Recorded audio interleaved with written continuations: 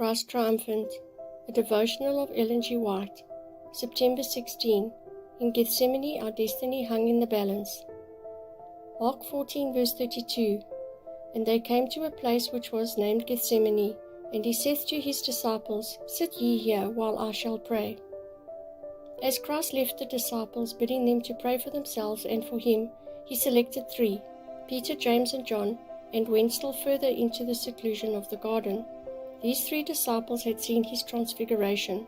They had seen the heavenly visitors, Moses and Elias, talking with Jesus, and Christ desired their presence with him on this occasion also. Christ expressed his desire for human sympathy, and then withdrawing himself from them about a stone's cast, he fell on his face and prayed, saying, Father, if thou be willing, remove this cup from me. Nevertheless, not my will, but thine be done.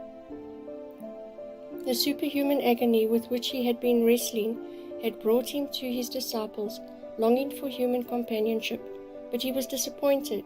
They did not bring to him the help he expected from them. Hear that agonizing prayer of Christ in the Garden of Gethsemane. While the disciples were sleeping beneath the spreading branches of the olive trees, the Son of Man, a man of sorrows and acquainted with grief, was prostrate upon the cold earth.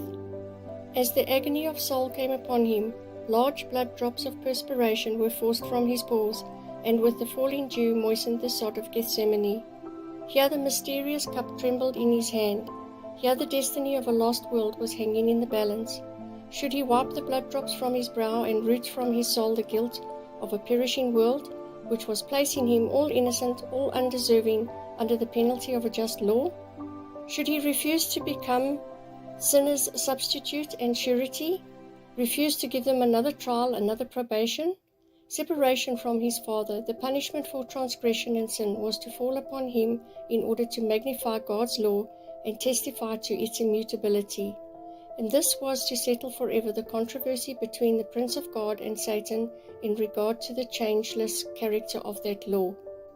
The majesty of heaven was as one bewildered with agony. No human being could endure such suffering, but Christ had contemplated the struggle. He had said to his disciples, I have a baptism to be baptized with, and how I am straitened till it be accomplished. Now is the hour and the power of darkness. Manuscript 42, 1897.